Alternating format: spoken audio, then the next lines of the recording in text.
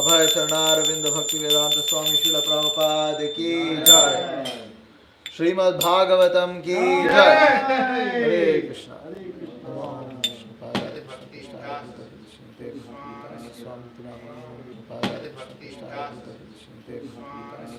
नमो विष्णुपादाय कृष्णपृष्ठाय भूतले श्रीमते भक्ति वेदांत स्वामिनिति नामिने नमः कृष्णपृष्ठाय भूतले श्रीमते भक्ति वेदांत स्वामिनिति नामिने नमस्ते सारस्वते देवे गौरवाणी प्रचारिणे निर्विशेष शून्यवादी पाश्चात्य देशकारिणे। जय श्री कृष्ण चैतन्य प्रभु नित्यानंद श्री अद्वैत गदाधर श्रीवासादि गौर भक्त वृंद। हरे कृष्णा कृष्ण कृष्ण हरे हरे, हरे Ram Ram Ram Hare Hare. Reading from Srimad Bhagavatam, Canto 2, Chapter 2. Canto 2 titled Cosmic Manifestation, Chapter 2 titled The Lord in the Heart. And reading verse number 35. Om Namo Bhagavate Vasudevaya. Om Namo Bhagavate Vasudevaya. Om Namo Bhagavate Vasudevaya.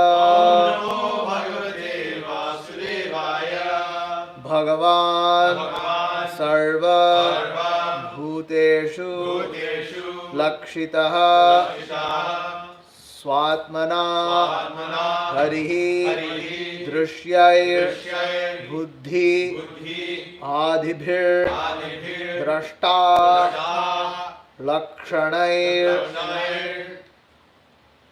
Anumapakaihi.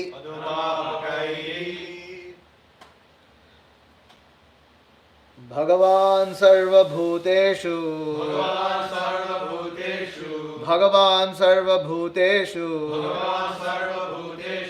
Lakshita Swatmana Harihi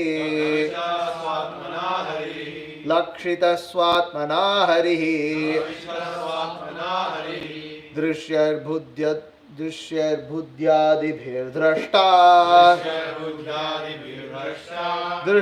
Buddhyadibhir Drashta Lakshanair Anumapakaihi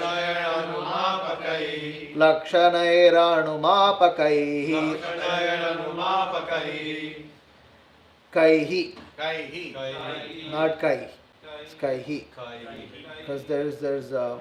You're saying it wrong. Now you say Bhagavan Sarva Bhuteshu Lakshita Swatmana Harihi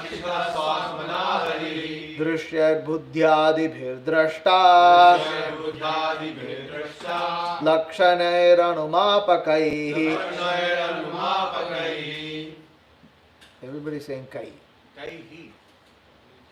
Kaihi. Bhagavan Sarva Bhuteshu Lakshita Swatmana Harihi Drishyar Buddhyadibhir Drashta Lakshanair Anumapakaihi. Bhagavan Sarva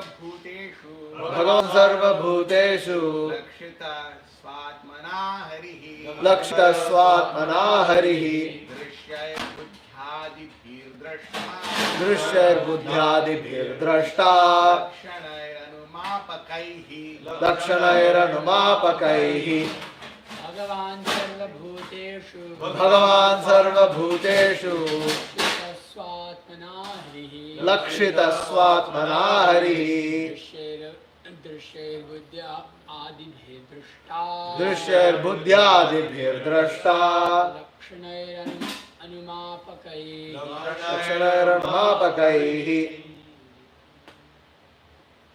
Bhagavan Sarva Bhuteshu Lakshita Swatmana Harihi Drishyar Buddhyadibhir Drashta Lakshanairanumapakaihi. Bhagavan Sarvabhuteshu. Bhagavan Sarvabhuteshu. Lakshita Swatmana Hari. Lakshita Swatmana Harihi.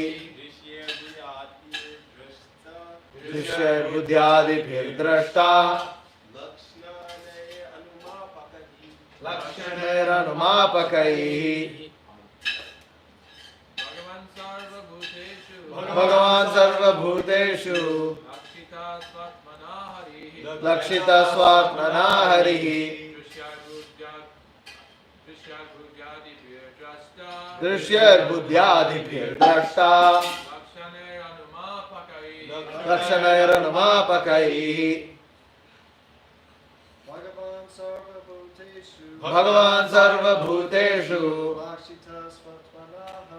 Lakshita Swatmana Harihi. Drishya Buddhyadibhir Drashta. Lakshanairanumapakaihi. Okay, word to word translation. Would you increase the font size, Prabhu? I mean, text size.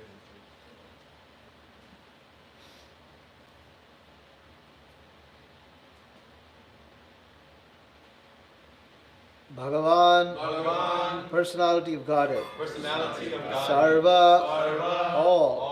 Bhuteshu, the living entities. Lakshitaha, is visible. Swa-atmana, along with the self. Harihi, the Lord. Drishyaihi, by what is seen. Buddhi adibihi, by intelligence.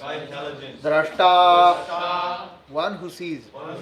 Lakshanaihi, by different signs.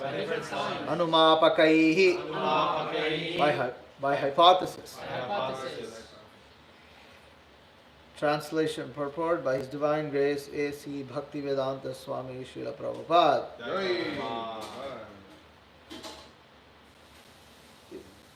Bigger? Yeah, definitely. That should be.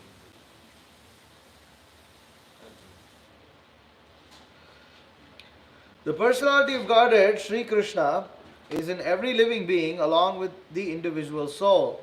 And this fact is perceived and hypothesized in our acts of intelligence, in our acts of seeing and taking help from the intelligence. Purport.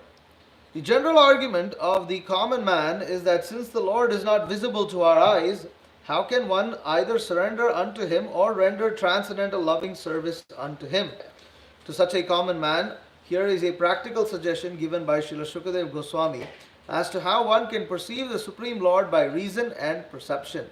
Actually, the Lord is not perceivable by our present materialized senses, but when one is convinced of the presence of the Lord by a practical service attitude, there is a revelation by the Lord's mercy. And such a pure devotee of the Lord can perceive the Lord's presence always and everywhere. He can perceive that intelligence is the form, direction of the Paramatma plenary portion of the personality of Godhead. The presence of Paramatma in everyone's company is not very difficult to realize, even for the common man. The procedure is as follows. One can perceive one's self-identification and feel positively that he exists. He may not feel it very abruptly, but by using a little intelligence, he can feel that he is not the body. He can feel that the hand, the leg, the head, the hair, and the limbs are all his bodily parts and parcels. But as such, the hand, the leg, the head, etc. cannot be identified with the self. Therefore, just by using intelligence, he can distinguish and separate his self from other things he sees. So the natural conclusion is that the living being, either man or beast, is the seer, and he sees besides himself all other things. So there is a difference between the seer and the seen. Now, by little use of intelligence, we can also readily agree that the living being who sees the things beyond himself by ordinary vision has no power to see or to move independently. All our ordinary actions and perceptions depend on various forms of energy supplied to us by nature. in various combinations. Our senses of perception and of action, that is to say, our 5 perceptive senses of hearing, touch, sight, taste, and smell, as well as the 5 senses of actions, namely hands, legs, speech, evacuation organs, and reproductive organs, and also our 3 subtle senses, namely mind, intelligence, and ego, 13 senses in all, are supplied to us by various arrangements of gross or subtle forms of natural energy. And it is equally evident that our objects of perception are nothing but the products of the inexhaustible permutations and combinations of the forms taken by natural energy.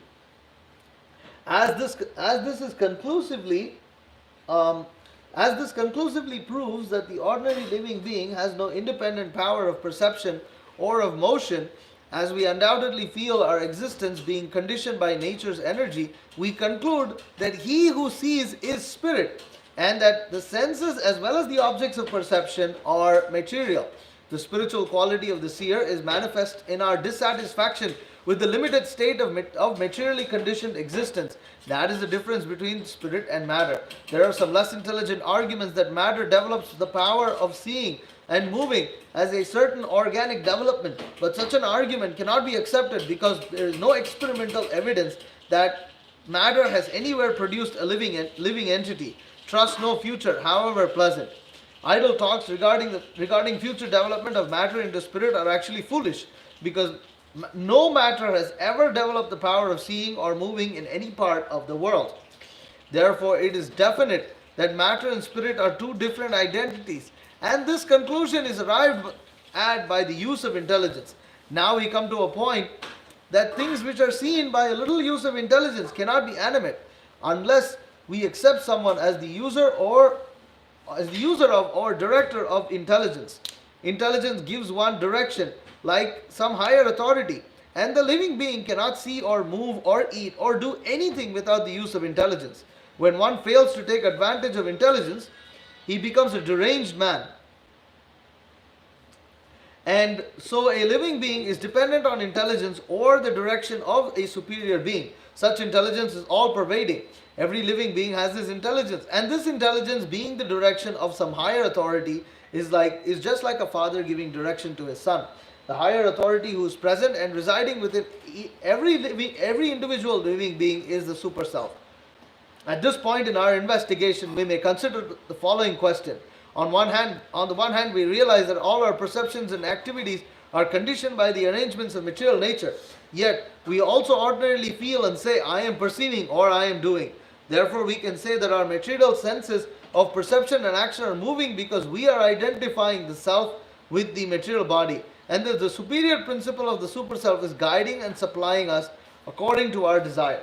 By taking advantage of the guidance of the super self in the form of intelligence, we can either continue to study and put into practice our conclusion that I am not this body, or we can choose to remain in the false material identification, fancying ourselves to be the possessors and doers. Our freedom consists in orienting our desire either toward the ignorant material misconception or the true spiritual conception. We can easily attain to the true spiritual conception by recognizing the super self, Paramatma, to be our friend and guide, and by dovetailing our intelligence with the superior intelligence of the Paramatma. The super self and the individual self are both spirit, and therefore the super self and the individual self are both qualitatively one and distinct from matter. But the super self and the individual self cannot be on an equal level, because the super self gives direction or supplies intelligence, and the individual self follows the direction. Thus actions are performed properly. The individual is completely dependent on the direction of the super self, because in every step the individual self follows the direction of the super self in the matter of seeing, hearing, thinking, feeling, willing, etc. As far as common sense is concerned, we come to the conclusion that there are 3 identities, namely matter, spirit, and super spirit. Now if we go to the Bhagavad Gita or the Vedic intelligence, we can further identify that all the 3 entities, namely matter, individual spirit, and the super spirit, are all dependent on the Supreme Personality of Godhead. The super self is a partial representation or preliminary portion of the Supreme Personality of Godhead. The Bhagavad Gita affirms that the Supreme Personality of Godhead dominates over all the material world by his partial representation only. God is great, and he cannot be simply an order supplier of the individual self. Therefore, the super self cannot be a full representation of the supreme self, Purushottama, the absolute personality of Godhead. Realization of the super self by the individual self is the beginning of self-realization, and by the progress of such self-realization, one is able to realize the Supreme Personality of Godhead by intelligence, by the help of the authorized scriptures, and principally by the grace of the Lord. Bhaktatai can get up. The Bhagavad Gita is the preliminary conception of the personality of Godhead, Sri Krishna. And Srimad Bhagavatam is the further explanation of the science of Godhead. So if we stick to our determination and pray for the mercy of the director of intelligence sitting within the same bodily tree, like a bird sitting within another bird, as explained in the Upanishads, certainly the purport of the revealed information in the Vedas becomes clear to our vision. And there is no difficulty in realizing the Supreme Personality of Godhead, Vasudeva. The intelligent man, therefore, after many births of such intelligence, of use of such intelligence, surrenders himself at the lotus feet of Vasudeva, as confirmed by Bhagavad Gita 7.19. Bahunam janmanam ante jnanavan mam prapadyate Vasudeva sarvamiti samhatma sudurlabha. Om ajnanatimirandasya jnananjana shalakaya chakshurunmilitam yena tasmai Shri Gurave Namaha. Shri Chaitanya Manobhishtam Stapitam Yena Bhutale Swayam Rupa Kadamahyam Dadati Swapadantikam Vandeham Shri Guru Shri Yutav Padakamalam Shri Gurun Vaishnavamscha Shri Rupam Sagarjatam Sagana Raghunatan Vitam Tam Sujivam Sadvaitam Savadutam Parijana Saitam Krishna Chaitanya Devam Shri Radha Krishna Padan Sagana Lalitha Shri Vishakhan Vitamscha. He Krishna Karuna Sindho Dina Bandho Jagatpate Gopesha Gopika Kanta Radha Kanta Namostate Tapta Kanchana Gaurangi Radhe Vrindavaneshwari Vrishabhanusute Devi Pranamami Hari Priye Vancha Kalpatarubhishya Kripa Sindhubhye Vacha Patitanam Pavanebhyo Vaishnavebhyo Namo Namaha. Jai Shri Krishna Chaitanya Prabhu Nityananda Shri Advaita Gadadhara Shri Vasadi Gaura Bhakta Vrinda. Hare Krishna Krishna Krishna Hare Hare Hare Rama Rama Rama Hare. You can open these windows, not open, like open the blinds, sorry. So get some fresh light. You want the whole I mean, thing? you could open the whole thing or whatever. Open the whole thing now. Whatever. No, it's whatever. It's okay. Either way is fine. That one also, please.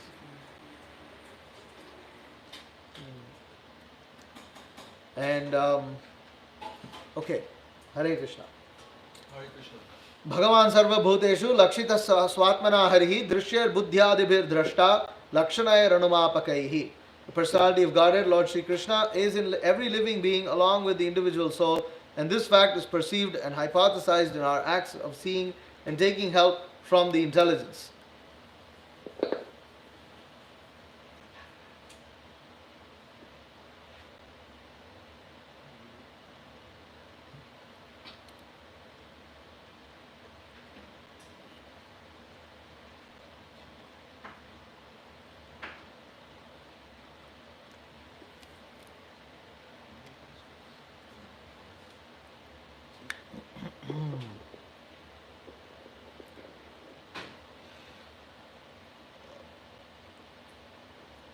The personality of Godhead, Sri Krishna, is in every living being. Now, this is a typical purport of jnana used in the service of bhakti, or jnana that is used to lead one to devotional service, bhakti yoga. That's why Srila Prabhupada concludes the purport by using that verse, Bahunam Janmanam Ante, that after many births of such intellectual, analytical understanding, one surrenders unto the Supreme Personality of Godhead, Sri Krishna. Now, this is actually a very interesting purport. However, it requires the use of intelligence. So the use of intelligence can be performed under what circumstances? Mode of goodness. Mode of goodness. One has to be driven by the mode of goodness. Otherwise, one cannot use this intelligence. Which is why, such purports are difficult to read, especially when we are influenced by the mode of ignorance, which puts us to sleep. Or by the mode of passion, where if we are active, we are doing something. But if we have to sit down and we have to analyze these things, we're not able to do it because, the mode of goodness is not so prominent in us. Now, this mode of goodness, why is this mode of goodness and not transcendental goodness? Why is this particular verse, it leads to transcendental goodness, but it comes from the platform of goodness. How do we know that this comes from the platform of goodness and not the mode of mode of transcendental goodness?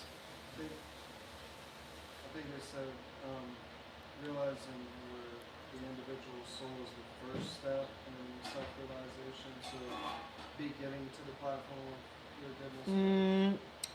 Well, I mean, that's not the reason why this verse is speaking of arising from the mode of goodness to the mode of Shuddha Sattva, transcendental goodness. It's right here in the translation. The translation gives the hint as to why. So what, in mode of transcendental goodness, yeah. Is it the fact that it's hypothesized? Okay, yes. Because it's Yes. in intelligence, Yes. goodness, you're able to. So hypothesized, definitely, that is one of the reasons. And the other reason. Still purifying your senses. No, and from the verse, You're using on the basis of hypothesized is one. You're using it like just the intelligence. Huh? We're using acts of Using a seeing. mundane sense. We're using Look at the verse. You acts of seeing. That's not the whole word. Huh? Acts of seeing. Acts of seeing, perception, Using seeing. the mundane, So, pratyaksha, literally, that is what Shukadev Goswami is stating over here. Drishyer buddhyadibhir drashta anumapakaihi. So, you have drishtaihi, which is seeing, and buddhi adibhi, intelligence. But using the intelligence, what do? You do anumana. So, there is pratyaksha and anumana. And this is what jnana does. It takes pratyaksha and anumana. And then, although Shastra is also used, Jnana Yoga employs the principle of pratyaksha and anumana a lot to give a logical basis to understanding Shastra. And then, so already from Shastra, see what is, so there is one way of understanding the Supreme Personality of Godhead is situated in Super Soul, as the Super Soul everywhere. What is that? Shastra. Shastra says, Bhagavad Gita says, what is it says? Ishvara sarva bhutanam hrideshe ardhanirtishtati brahmayan sarva bhutani yantrarodani mayaya. Okay, Krishna states that. Now, one can accept that and say that Super Soul is situated within the heart, and therefore, I can realize the Super Soul, I must worship the Super Soul. And Krishna also says in Bhagavad Gita that the Super Soul is a part and parcel of the Supreme Personality of Godhead himself. Right? And therefore one can worship Krishna. This is the Shastra method of going through. You accept Shastra, and it's said in Shastra, you have faith in Shastra, and you proceed. But for the Jnana Yogis, they want to also try to understand, they want to be convinced of it. So so here, Shukadev Goswami is saying it's not just Shastra, but simply by Pratyaksha and Anumana, you can also realize that the Supreme Personality of Godhead, Krishna, is in every living being along with the individual soul. And so the whole purport is basically presenting that point. How can you understand simply by Pratyaksha and Anumana, or by perception and use of intelligence? How can you understand that Super Soul is present everywhere? This is the purpose of this purport. Right? It's just saying different argument. And Krishna uses this even in Bhagavad Gita. He makes, and basically Arjuna has to perform devotional service unto Krishna. He has to surrender unto Krishna. He has to follow what Krishna has to say. So what Krishna explains how. He could say, listen, I'm Supreme Personality of Godhead, you are living entity, you have to follow my order, period, finished. And Krishna also says that. He does say these kind of things also. But he also employs other methods to convince the living entity. And he uses Karma Yoga, he uses Jnana Yoga, he uses Ashtanga Yoga. See, he uses all these different processes to ultimately drive home the point that actually the purpose of everything is to worship him and go back home, back to God. Is to follow him, to surrender unto him. This is the purpose. And ultimately bhakti, this is the process of bhakti. So here the Bhagavatam is nothing but the postgraduate study of the Bhagavad Gita. So what we see here in this just in this purport and in this verse is found in an entire chapter of the Bhagavad Gita. One full chapter has been dedicated simply to this type of analysis. Chapter 13. What is it called? Nature, enjoyer, and the consciousness. So, we'll start going into the purport and then we will refer to that chapter as well. Since this is a long purport, we'll go over, and it's a day off, so we'll take a little extra time in today's class. The general argument of the common man is that since the Lord is not visible to our eyes, how can one surrender unto him and render transcendental service unto him? So you can't see Krishna, how are you going to serve him? I don't know who God is. How can I worship God? How can I worship some person I don't know? So this is a common argument. Such a common argument, Shukadeva Goswami says, no, actually you can perceive him. You can perceive him through reason and perception. You can perceive him through reason and perception. And so then perception means how? Perception means not through our material senses. So, but through anumana. Therefore, Shukadeva Goswami uses that word, anumapakaihi. Through the symptoms one can perceive the Supreme Personality of God. Just like if somebody says, you explain, oh, see, it is the engine that drives the car, that drives the vehicle, that rotates the tires. If the engine doesn't work, the tires won't rotate. So then a person, once he understands that, he says, I see. But you don't actually see it. You don't actually perceive the electrical signals. You see, okay, if you turn on the switch, the lights turn on. Therefore, there must be an electrical signal. And in that way, you see it, but you don't actually see it. You don't see the electricity running. In animation, they put, and then you see like a bolt of lightning or something like go across, and then it lights the lamp.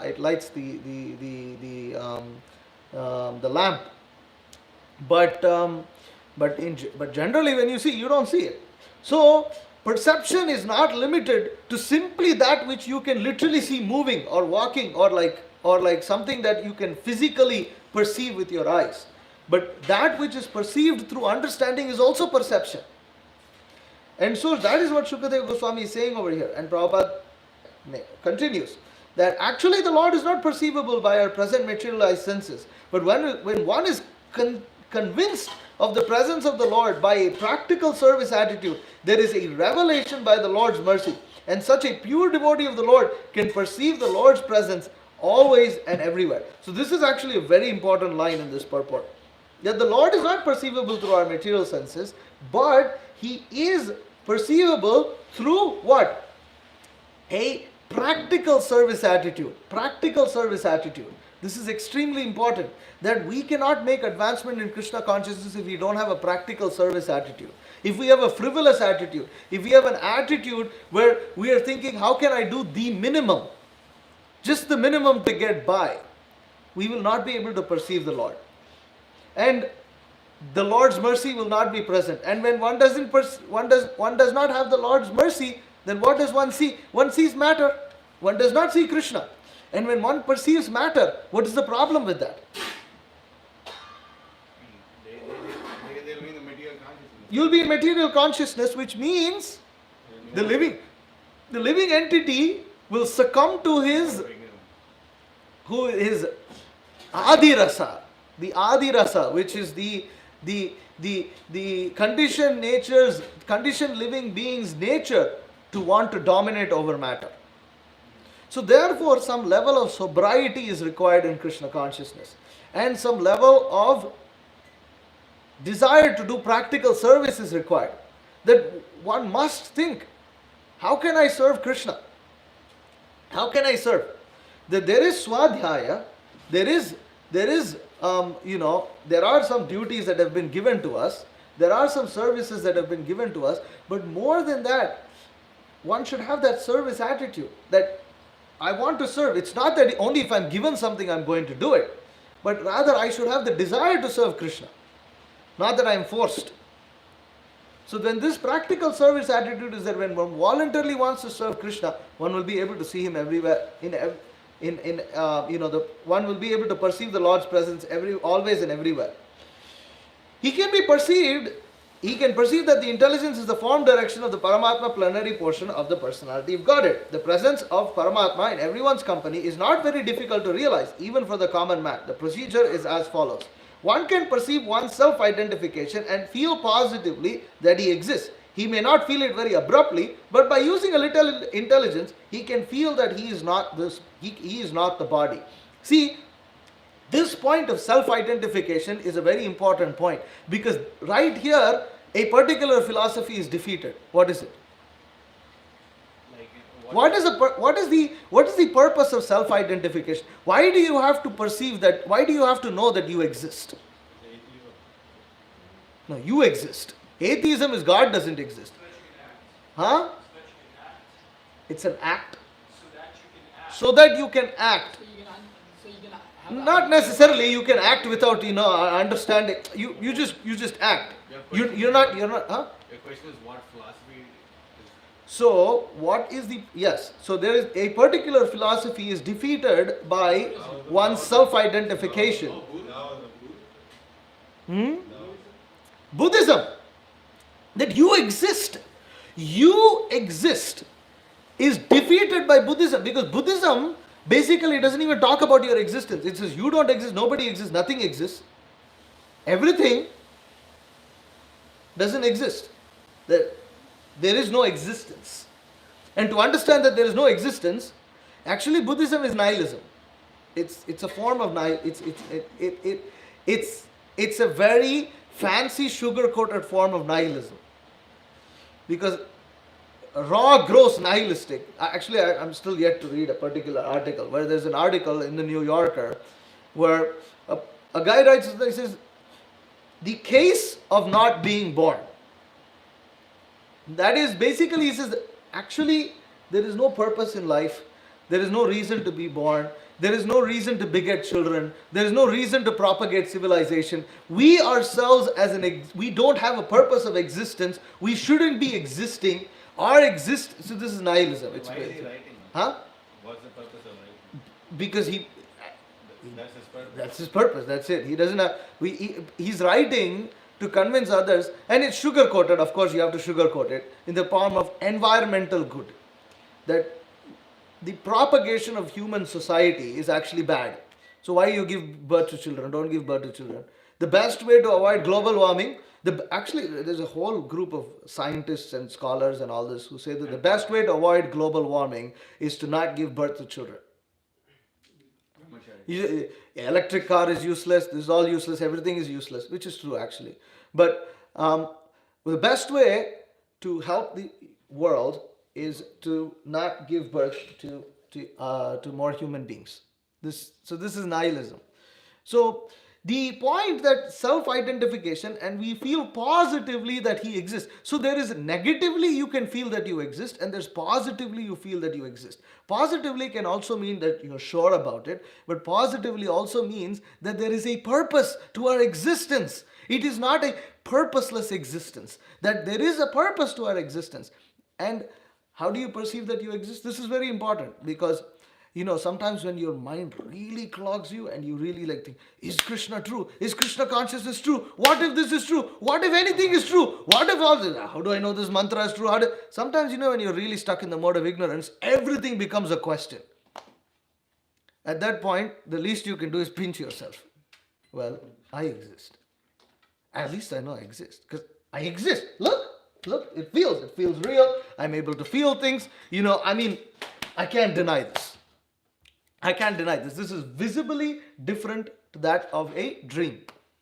It's visibly different. And so that is where it's called positively realize. You positively realize that you exist. So then, Isa Prabhupada says, you may not feel it very abruptly.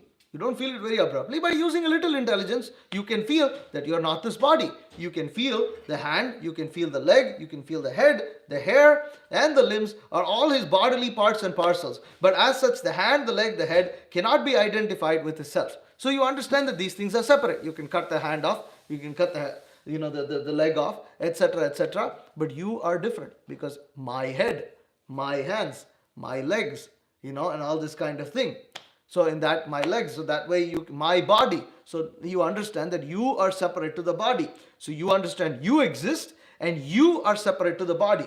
See how jnana works. This is jnana, sankhya, this is how it's done. So technically this is sankhya. So therefore, just by using intelligence, he can distinguish and separate the self from other things that he sees. Okay, I see other things. So other things, I separate this. This is my phone, my thing. And then you start to understand that when you say my phone and you say my body, you start to realize that the phone and the body are basically of the same nature. What is that nature? Matter. It is matter. But before that, you actually understand one more thing. That you are the perceiver and that is the perceived. So that's what Prabhupada makes difference here. He says that, so the natural conclusion is that the living being is either the man or beast, is the seer. And he sees beside himself all other things. So there is now a difference between the seer and the seen. So this is the fundamental basis of the seer and the seen philosophy. There is in devotional service, we understand that the actual seer is actually the Supreme Personality of Godhead Krishna. And we are to be seen by him. We are to be enjoyed by him. This is higher levels of bhakti. But for now, as one is progressing in trying to understand, this is important to understand because these are very fundamental things that you can preach to anybody. These are things that are above any religion. This is where this is how Krishna consciousness is scientific. This is how the Vedas are scientific. Because this is not what you're Muslim, Christian. Still it's the same thing. It's the same thing. It is not a question of faith here. It is a question of reality. So we are, and these things are not taught in school. This is the problem. This is why materialistic science is highly limited. Because materialistic science cannot even distinguish between the seer and the seen. It cannot even distinguish. It considers the seer and the seen to be of the same quality. Even though they've been analyzing quantum physics for years, and literally in quantum physics there is an experiment, which is the particle wave experiment, where when you pass a particle through a slit, and there is the observer. So you pass light.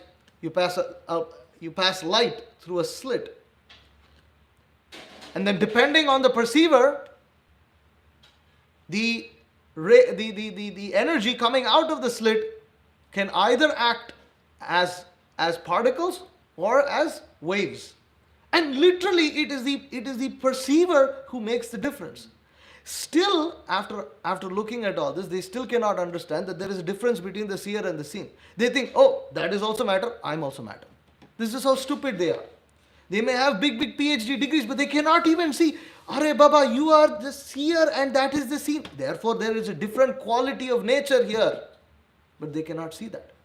They cannot see. But this is where Vedanta begins from this platform. Vedanta literally begins from here. That Vedanta employs the principles of Pratyaksha and Anumana and Shastra that is found in the other branches of philosophy within the Vedic corpus. It takes the rules of knowledge, it takes the rules of logic from Nyaya. It takes dedication of Shastra, dedication to Shastra from the Karma Mimamsas. The Karma Mimamsas are they're very faithful to the Vedas. It takes that faith, but then it puts it all together to understand what? To perceive first the self, and then, but the ultimate purpose of perceiving the self is to perceive the super self or Brahman. Actually, in the case of the Vedanta, is to perceive Brahman, is to perceive the source of everything. So, there is a difference between the seer and the seen. Now, by use of a little intelligence, we can also readily agree that the living being who sees things beyond himself by ordinary vision has no power to see or to move independently. So now he's understood that the seer and the seen are different, but now he understands how the seer and the seen interact with each other. Okay, I am the seer, or we are the seer, and the seen are all the material objects. How do they interact? How do they interact? Through the senses. Hmm? Through the senses. They interact through the senses and The mind. specifically regards to what Prabhupada is stating over here. In the mind. No, the point is the rules of engagement. The rules of engagement are not determined by us. Yes, the spirit interacts with matter through the medium of the senses, and therefore Prabhupada is making this point here that our senses of perception are action. So how do we interact with matter? So you have the 5 senses, which is hearing, touching, tasting, seeing, smelling. And then you have the 5 working organs. 5 working organs, which are the hands, legs, the speech, the evacuation organs, and the genitals, the reproductive organs. These are active organs. How come speech is included? Because the tongue does 2 activities. It tastes and it talks. So it not only interacts with other matter, but it also acts. There is activity. So the 5 working senses are action-based senses. And we have 3 subtle senses, which is the mind, intelligence, and ego. Note that the intelligence is also a sense, and the ego is also a sense. Okay, so 13 senses are supplied to us by various arrangements of gross or subtle matters of natural energy. So what the seer and the seen? So after realizing that we are the seen, we are the seer and matter is the seen, we understand that we are the source of neither. That to interact with nature, we have been given these 13 senses, but these 13 senses were not created by us. They have been given to us, and we cannot use them in any way or we cannot interact in any way we like. There are only certain ways in which we can interact. For instance, we can interact with air. How can we interact with air? In different ways. By breathing. You can breathe, or with your working senses, you can take a whisk and fan yourself. So in this way you're interacting with air. But there's one way in which you cannot interact with air, which is the way in which birds interact with air. You can't fly. That's how birds interact with air. They interact with air. Same thing with water. You can swim, but you cannot interact with water the same way fishes interact. For instance, the fish can breathe using water, but you cannot interact like that. You have to breathe after coming above the surface, above water. You have to come above water to breathe oxygen. You cannot derive oxygen from water. That level of interaction you do not have. So these rules and regulations are dictated, they are chosen, not by us. We didn't get to choose. We did not get to choose this, but the Supreme Personality of Godhead. So that's the conclusion. So the point is, we didn't get to choose it, and right now we only know of two things. We see matter and we see spirit. So we are spirit, we are seen, we are the seers, and this is seen. But still, the rules of interaction between the seer and the seen are dictated by neither the seer nor the seen. So who is dictating it? Who is dictating it? That is the point here. So, it is equally evident that our objects of perception are nothing but the products of inexhaustible permutations and combinations of the form taken by natural energy. And this conclusively proves that the ordinary living being has no independent power of perception or motion, as we undoubtedly feel our existence being conditioned by nature's energies. So the point is, there are laws of nature. This scientists also realize that there are laws of nature, but they're foolish. They don't understand that laws cannot exist without a lawmaker. Where do laws exist without a lawmaker? They don't realize this. There is a law, this law, that Pascal's law. What are the other types of laws? There's so many laws. Of course, Newton's law. And then so many types of laws are found. Laws of thermodynamics. The laws of thermodynamics. These are all laws. He used all these words, but they don't understand what they are using. That's how much ignorance they are. See, when a person is in the mode of ignorance, he's just talking. But he doesn't even know what he's talking. You perceive that? Some people, they talk. Sometimes even when devotees are influenced by the mode of ignorance, they're talking. They don't realize even what is escaping out of their mouth. They just blabber something.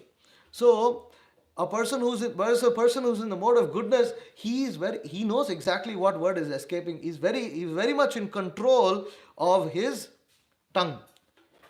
He has vagbala. That's what they call vagbala. If you go to some of the South Indian Brahmins, vagbala. They like it very much. Vagbala is also used because to pronounce Sanskrit properly, you need to have complete control over your tongue. Otherwise, you cannot recite the Vedas properly. You cannot recite. So it's very important for Brahmanas to be able to control their tongue.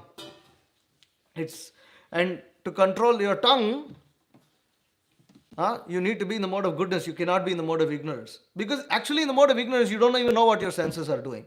When you're in the mode of ignorance, it's just like, one devotee was interestingly telling me that after coming to Krishna consciousness, they're able to perceive their bodily suffering a little bit better. It's not that they were not suffering before, but once you come to Krishna consciousness, you start to actually become aware of your body a little more. It's like a little bit difficult, because then you start because previously when we're outside as karmis, we live in ignorance. So all you do is just get, you just dive into the mode of ignorance, and as if the problem doesn't exist. You forget, you just get intoxicated or something, and then it feels like drink a bunch of coffee and it feels like everything's okay. But actually you're killing your body. But right now, after coming to Krishna consciousness, we don't do any of that. And naturally we are getting purified. So since the body is, you start to perceive things. Sometimes you wonder, I feel like I'm more diseased than I was before. No, it's not. You're just perceiving your body as it is right now. That's it. And in one sense, you have to take it as Krishna's mercy. Because if you love the body and you found it to be very wonderful to live inside it, why would you want to leave it anyways? So it's another form of Krishna's mercy. It doesn't mean that Krishna makes all devotees handicapped. But the point is that, we do become aware of the body's activities and functions a little bit more than we used to before. So so in this way, we find that we are conditioned by nature's energy. And the scientists, even though they understand, they kind of they know the laws. And you ask scientists, okay, how does why? So for instance, science always, that's how they like to teach it in school. Science is inquiry about finding how the universe works, finding how laws work. This is very exciting. This is how humans make progress, and this and that. But they don't like to ask why all these things are happening. Is there a purpose behind that? That question you should not ask. You can just ask. Okay, you can ask, for instance, why does a candle go off when you put a cap on it? And they'll teach you, see, carbon dioxide, so this, that. But why? Why is it like this? Why couldn't it be another way? Don't ask these stupid questions. because they don't want to think beyond that. They're again, the mode of ignorance. So, Prabhupada writes here that the spiritual quality of the seer is manifest with our dissatisfaction of the limited state of materially conditioned existence. That is the difference between spirit and matter. So the point is, we are dissatisfied. Why are we dissatisfied? How do we know we're dissatisfied? No, I'm very satisfied. How can we conclusively say that humans in general are dissatisfied with the way they interact with nature, with the way they interact with matter? You have to change something every time. You have to change. They're always constantly changing. Is it not? You have to always constantly keep changing something. You have to always try to find something new. You have to try and find something better. They have to invent something. They have to do something. If there's nothing to do, they go fight with some other nation. You have to do something, right? Boredom. Yeah, sorry? Boredom. That they don't like things to be monotonous. Even if you're in your house, I remember even as a karmi, we would just move things around. Oh, why does the sofa has been here for 4 years, and put it on the other side of the house, and you put it on, feels better. You just have to move things around. Put the TV here, put the sofa here. It's actually really stupid, but whereas generally, if you go to at least in our temples, or especially in brahmachari ashrams, we just like it to be as it is. Yeah. It's just keep it the same way. Why do you need to change things? Keep it same. And we also have to fight that nature in ours. There's sometimes a tendency to keep changing. I have to keep changing. No, just be satisfied. That's actually Krishna, after delineating everything in chapter 12, he says the least you can do is be satisfied. What is the least you can do? If you cannot do this, cannot worship, at least be satisfied. So therefore there is dissatisfaction overall with matter. And what is the difference between spirit and matter? Matter is not dissatisfied. Right? Matter is not dissatisfied by remaining in the same state. You will find matter will stay the same way. You go to the desert, it looks the same. Every time you go, a little bit change, but not so much really change. And matter doesn't protest, it just stays. It's inert. That's the point. Matter is inert, it doesn't feel. Right? But we feel. So there are some less intelligent arguments that matter develop the power of seeing and moving as a certain organic development, but such an argument cannot be accepted because there is no experimental evidence that matter has anywhere produced a living entity. Trust no future, however pleasant. Idle talks regarding the future development of matter into spirit are actually foolish because no matter has ever developed the power of seeing or moving in any part of the world.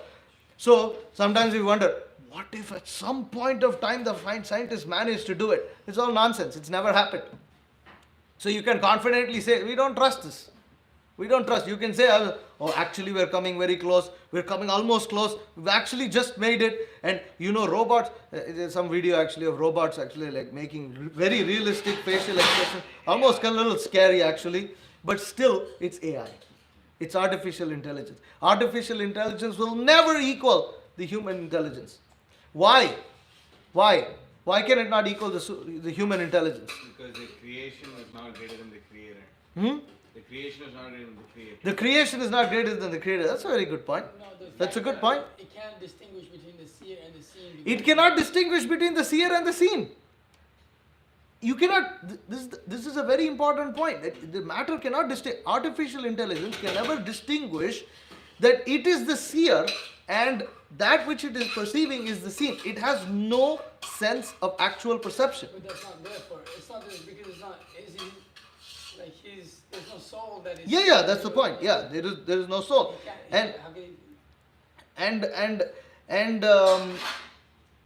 so because of these things, matter and spirit are two different identities, and the conclusion is arrived at by the use of intelligence. We have not even come to God yet. This is just matter and spirit. Finished. So, intelligence gives one.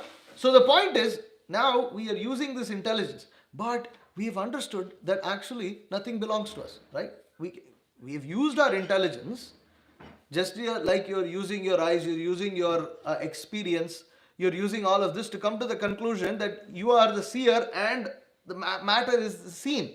But you've already realized that actually you didn't create matter, you didn't create yourself, you didn't create the senses, and there are 13 senses of which intelligence is one of them. And you didn't create it. You were given it. So the source of intelligence is not yourself. The source of intelligence is something else.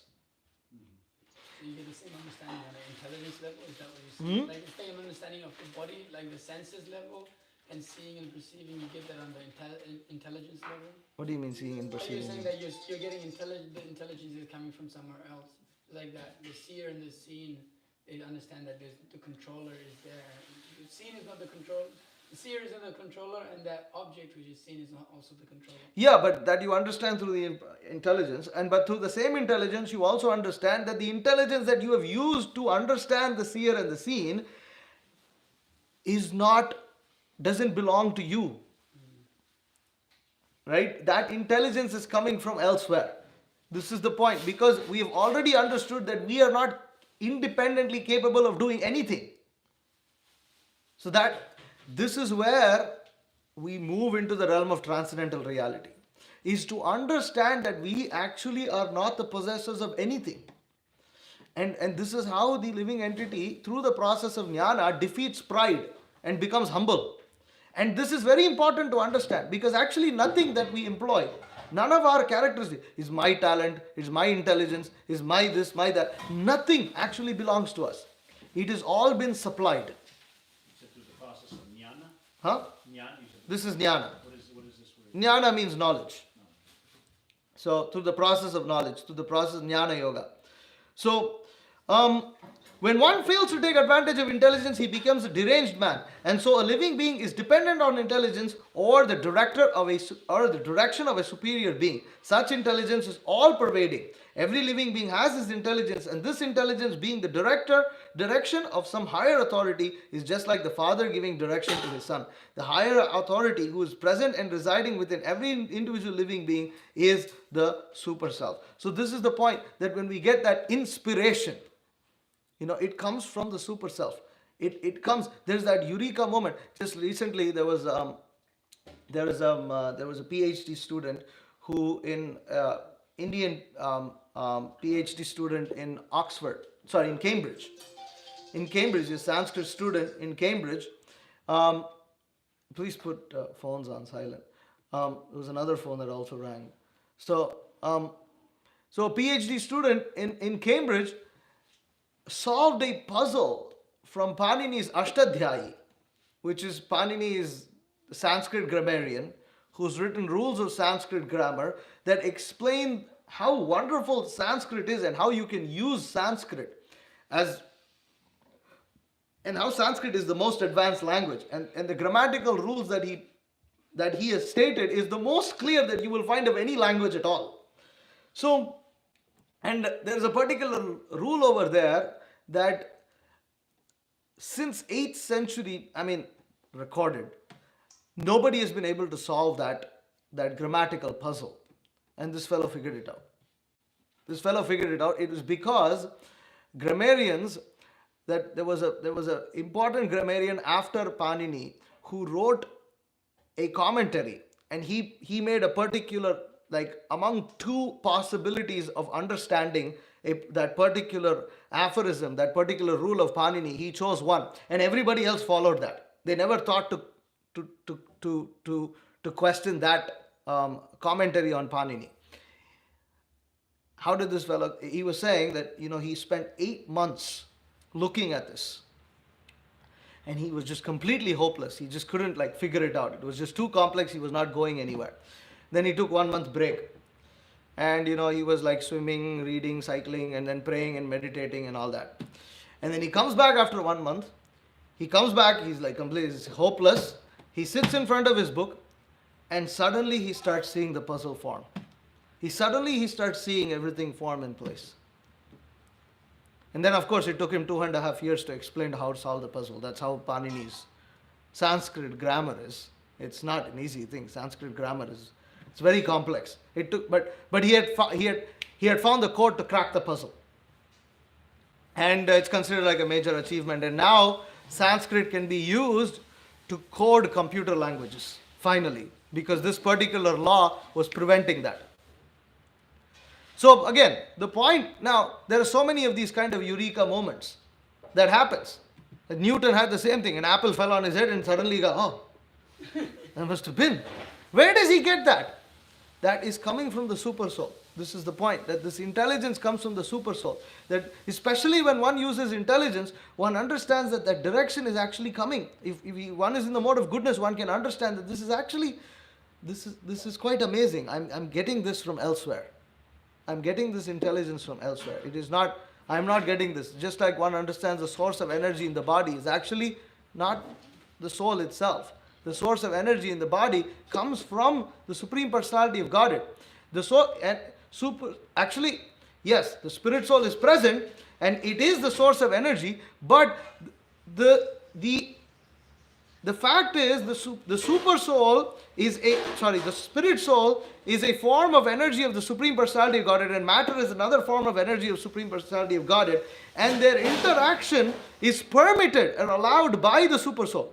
The moment the super soul cuts that, even if the spirit soul is present within the body, he cannot use the body, just as one is in the state of coma, for instance.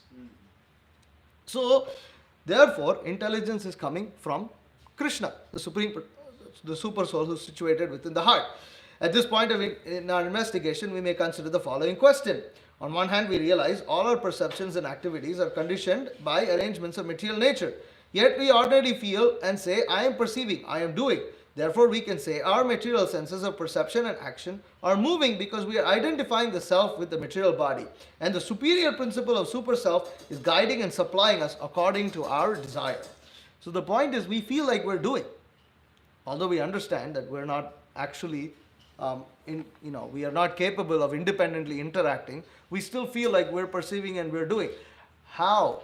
How is that so? How is that enabled? That is enabled because of identification of the self with the material body, that I feel that I am connected to matter.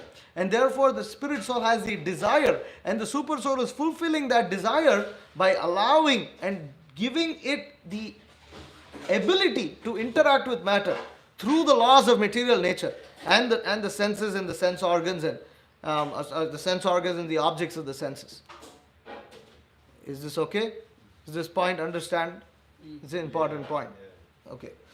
By taking advantage of the guidance of the super self in the form of intelligence, we can either continue to study and put into practice our conclusion that I am not this body, or we can choose to remain in the false identification, fancying ourselves to be the possessors and the doers. So this is how Jnana Yoga helps one liberate. This is how liberation is achieved through Jnana. That one starts to act on the platform. Actually, I am not the doer. I am not the possessor. I am separate from these things. And what is a natural result?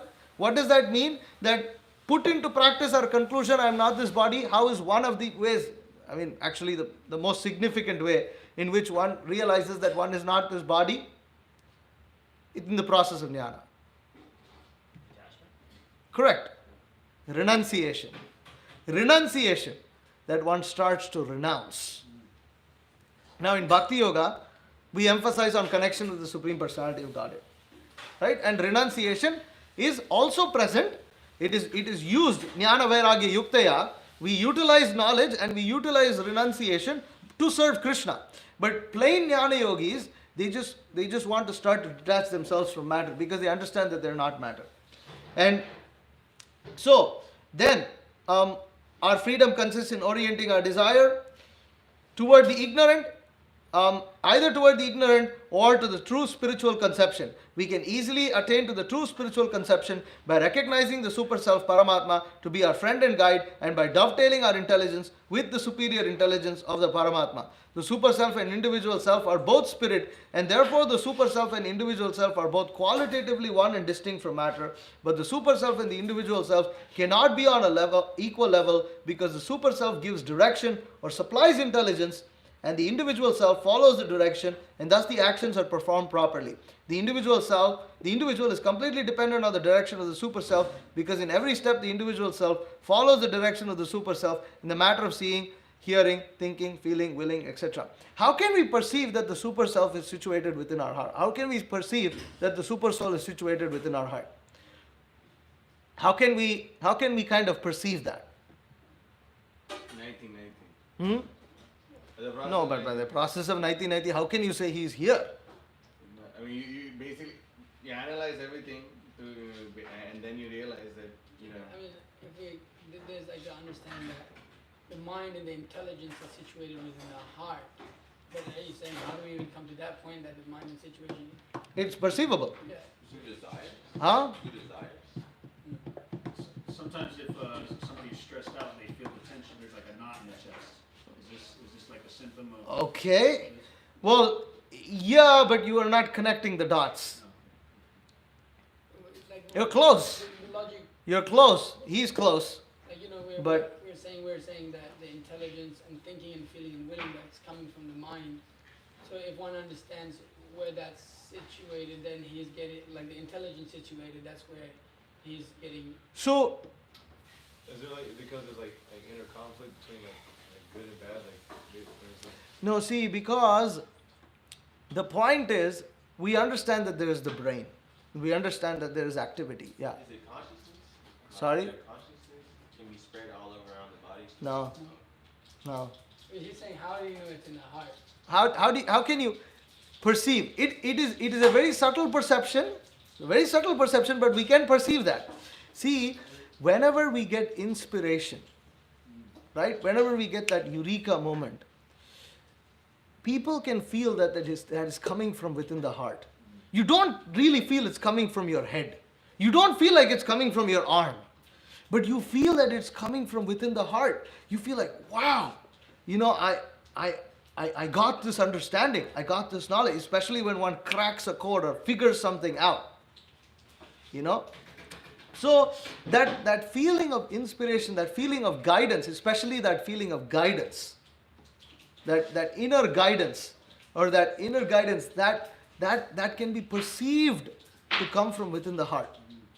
There is that sense of perception that the inspiration comes from within the heart. There is the desire, but there is also the perception that it comes from within the heart. And this is how we can also perceive through a vague manner. This is not the most perfect way. The perfect way is to understand from Shastra.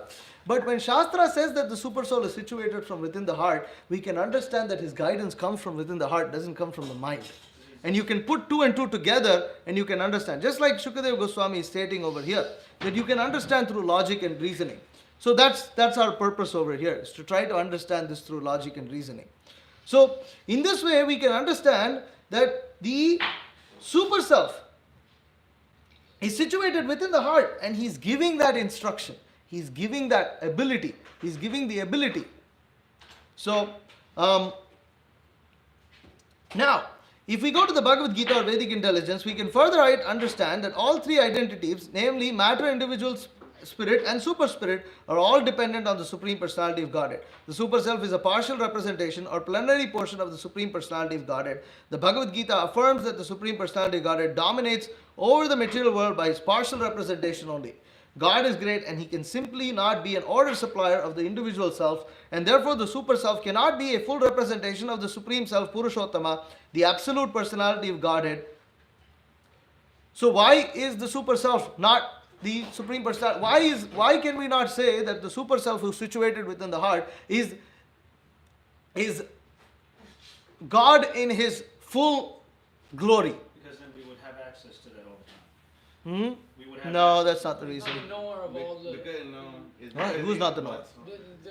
You're saying, how does the spirit soul not know that he's the Supreme Personality of Godhead? No. Or is that- How do we know that the super self, the Paramatma, who is situated within the heart, is only a plenary portion of Krishna, not the full personality of Godhead? You know, because he's, you know, it's like, so the only It's said in Shastra, no doubt. The only function of the Supreme Personality of Godhead is to sanction and witness. That means that you actually have more ability than the Supreme Personality of Godhead in that sense, because he's simply sanctioning and witnessing but does not have a personal life. Yes.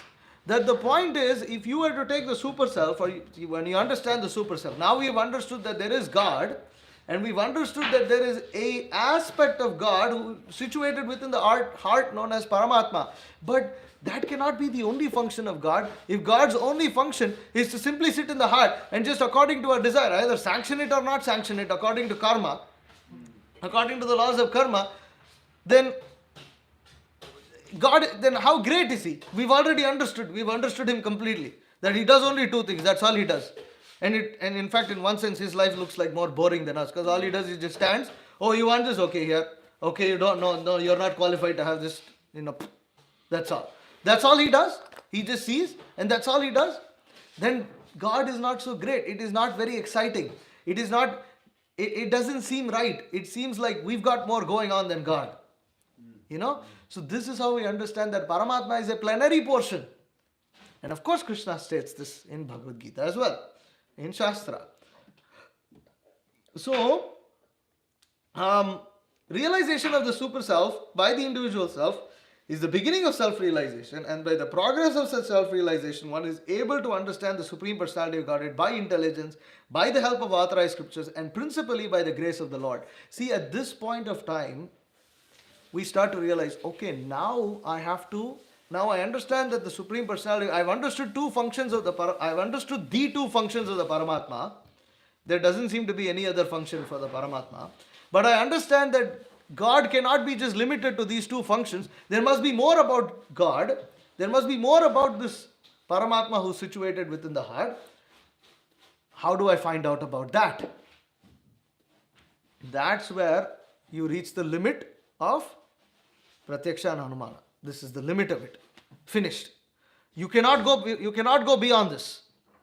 You cannot go beyond this. You can understand that he is the controller, he is perceiving everything, he is the maintainer, he is situated in everything. All this you can understand through Pratyaksha and Anumana. It's pretty amazing that you can understand so much through Pratyaksha and Anumana. And also shows how limited material science is in even just using the faculties of knowledge that have been, faculties of the sense organs and intelligence that has been given to us. So at this point of time, you reach the limit. Because why? Why do you reach the limit at this point of time? Why? To get further knowledge about the Supreme Personality of Godhead, one cannot rely on Pratyaksha and Anumana. Pratyaksha is limited. Yes. How much can you perceive? How much can you speculate? Okay. And Krishna has made himself in such a way. But I mean, we've understood and perceived so many things that we ordinarily cannot perceive. Just now we've understood that Paramatma is situated within the heart, and he's guiding. Okay, he's guiding every living entity. But to understand Krishna, why can't I use the same? Why can't I use the same process? You simply understand the function, but not the personality. Personality cannot be analyzed, or that's just nature. You can't even analyze a person. Like, you can analyze that, you can predict that, okay, maybe he'll do this. You can predict that he has 2 eyes, you can predict that he has 2 ears, you can predict that but you can't predict, but actually you can't predict, you cannot predict that he likes the color blue. You cannot predict that. You can guess it, you cannot predict. You cannot say for sure. That's for an ordinary person. All this was conducted in the mode of goodness, and now it's time to go to... Yes, but the point is that now we are speaking about something which is beyond the realm of the living entity. This is the point. That we are speaking about something that is beyond us. We are speaking about the source of us. Now we understand, after understanding the Paramatma, we understand that he is also spiritual, because he is... The thing is, there's 3. That's why it says... The point is that you have the seer, you have the seen, you have the... But then above these 2, matter and the individual spirit, you have the super soul, who's seeing both and determining the interaction between the 2. Now what happens is you have 3 separate things. Now, obviously, the super soul, who's separate from the individual jiva and matter, is superior to both of these, because he is controlling the interaction. Just as matter cannot understand, has no ability to understand the individual spirit, just as matter being inferior cannot fully understand the nature. I mean, first of all, matter is inert, so but similarly, because the spirit soul is in an inferior position compared to the Supreme Personality of Godhead, he cannot understand through his faculties the Supreme Personality of Godhead. How can he then understand? He must understand the Supreme Personality of Godhead from the Supreme Personality of Godhead himself. Therefore, one has to go to Shastra. One has to go through scripture. Because in scripture, Krishna describes himself. And the only way to understand him is by understanding his description. Therefore, Prabhupada writes here, Bhagavad Gita is the preliminary conception of the personality of Godhead, and Srimad Bhagavatam is the further explanation of the science. Therefore, if we stick to our determination and pray for the mercy of the director of the intelligence, sitting within the same bodily tree, like the bird sitting with another bird, as explained in the Upanishads, certainly the purport of the revealed information in the Vedas becomes clear to our vision. And there is no difficulty in understanding the Supreme Personality of Godhead, Vasudeva.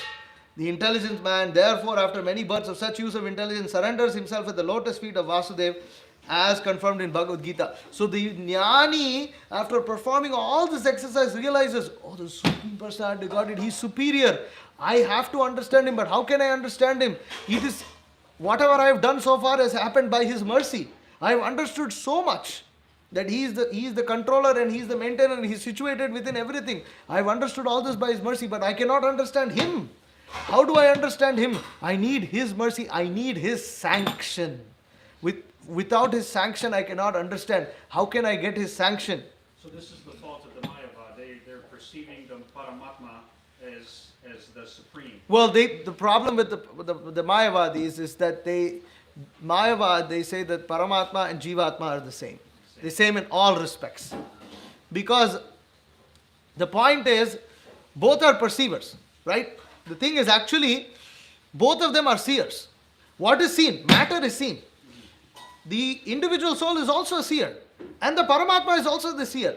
But among the two, who is the real seer? The Paramatma is the real seer. Krishna is the real seer, not the individual soul. The individual soul is only seeing very limited. He is just seeing matter. That's all he is seeing. He is not, but Paramatma is seeing the individual soul, matter. He is seeing the interaction between the two. He sees the desire of the individual soul. And not only that, he sees all the other individual souls also. Not just this one individual soul. We can only perceive matter that literally we are allowed to perceive. Like for instance, we cannot even hear a dog whistle. Because we're not allowed to. We can't. With our ears we cannot. But Krishna can hear that.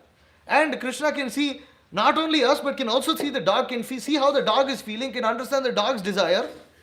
We cannot see any of this. We cannot understand any of this. So, the Mayavadis, they fail to recognize the difference. They say that because both are seers, the aim of liberation is for this individual seer to become that big seer, merge into Brahman, because both are Brahman.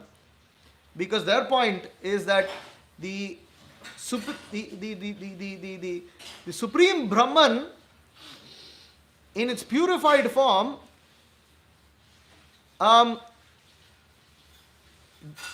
has to come into this material world as different incarnations and Paramatma and things like that to facilitate a conditioned living entity's desire to interact with material world. But the moment the living entity stops that desire, then what happens? Then the Paramatma has no business anymore. In the spiritual world, there is no Paramatma. Because there is no sanctioning or approval. There is no need for that. So what they say is, therefore, after liberation, since there is no need of the Paramatma anymore, and since both are in quality, both are the seers, therefore they become one. This is their conclusion. This is how they tend to understand. They think, oh, both are seers. But Vaishnavas, they understand intrinsically there is a difference in the quality of seeing also. Because, and then, but all that you can understand, and the Vaishnavas establish the difference between the individual living entity and the supreme entity on the basis of Anumana, also on the basis of logic. But the Mayavadis, they don't, what they do is ultimately they take all this logical conclusion and they put it into a box saying that it's all in the material world. So once after liberation, all this doesn't apply. That's where Vaishnavas present Shastra. They say, listen, it's not just Anumana. Krishna is also stating that. Krishna is also stating that eternally the individual living entity, see, on a logical basis, you could say there is a possibility of something like that. But the reason why that is not true is because the next step is we have to understand Shastra according to the way the Supreme Personality of Godhead has presented. We have to understand Him, and to understand Him is to also understand us in perfection, because we are actually part and parcels of Him, and that is how we understand what we are supposed to do, why we exist, why we are in this material world, what is the purpose of our existence, that actually our purpose of our existence is to give pleasure to Him. All these things the Mayavadis fail to understand, because they don't read Bhagavad Gita completely. Their whole purpose is, I have to become liberated from material life. I have to become liberated from material life. I have understood that I am the seer. I have understood my purpose is to go out of the material world. I am God. It's actually, it's a pervert. It's not just the desire to come out of the material world. There's a perverse desire of still wanting to consider oneself as God. That envy is there. That I am not subordinate. I am not fully subordinate. I am subordinate only in the material world. But the moment I am liberated, I am no longer subordinate anymore. The Vaishnavas established that subordination is an eternal principle of the living entity. Hare Krishna. Hare. Any other questions or comments? So, I just wanted to ask, it seems from the entire purport that it doesn't seem so much like the process of jnana, it just seems like it's from Sankhya. The whole time seems like Prabhupada is analyzing, it's just Sankhya, and then he goes straight to Bhakti. But you were making the point that it's, the whole, this is using jnana in the service of Bhakti, but actually isn't it using Sankhya in the service of Bhakti? Because the whole time, Prabhupada is just simply separating the elements and analyzing them. Isn't that literally what Sankhya is 1990? You see what it is, you separate, you realize that's not it, you finally reach a conclusion, and then finally you come to the platform of devotional service. Isn't this exactly what Kapila Dev teaches in the third canto? This Sankhya. And then, because maybe I'm having a misconception, because as far as I know, jnana is what the jnanis do. They take the Upanishad verses and they start to speculate and start to doing word jewelry on it, because that's what I've understood jnana to be. You can please correct me if I'm wrong, but it just seems, I don't think, this is not jnana, it's Sankhya, right? He's just analyzing and then finally coming to the right conclusion. That's what Sankhya, that's literally what Sankhya Yoga is. It's not Jnana Yoga, isn't it? The point is that Jnana also employs Sankhya. Without Sankhya, you cannot do Jnana. You cannot understand the Upanishads without employing, that's why I mentioned that the Vedanta school employs principles of Sankhya. Sankhya is a school of philosophy. There's different schools of philosophy. One of them is Sankhya. And then Vedanta is there. You understand? Sure.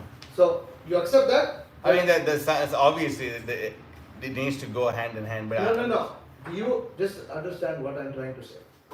Don't race ahead. Sankhya is a different school of philosophy to Vedanta.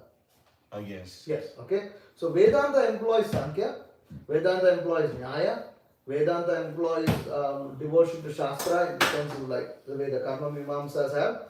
And in this way you can find actually Vedanta actually takes all of that. Vedanta is actually the culmination of all the other philosophies.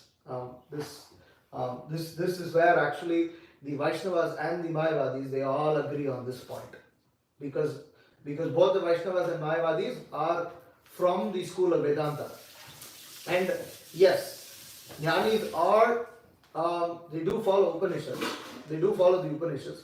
But Srila Prabhupada is stating here in the last line that the intelligent man, therefore, after many births of such use of intelligence, when he is using such use of intelligence, he is referring to everything that has been spoken in this purport.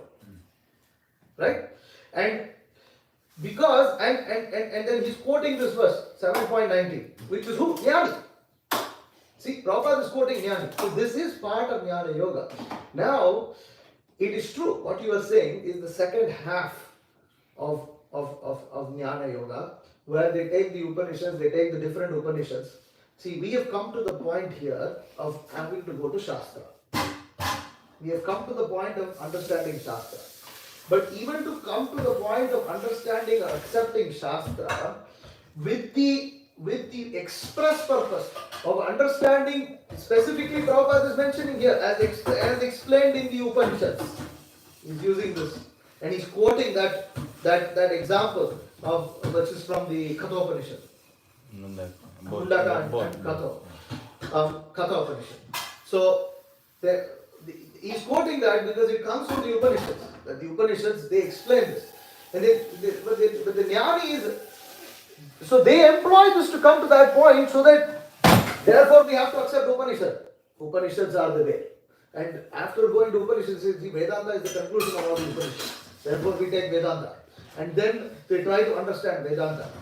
But the point here that Srila Prabhupada is making is that if the Jnani was true to the principle of understanding these things, then he will understand the spirit of surrender to the super soul that is present even as we are beginning the process of Sankhya itself. The spirit of understanding that the super soul, Paramatma, is actually superior.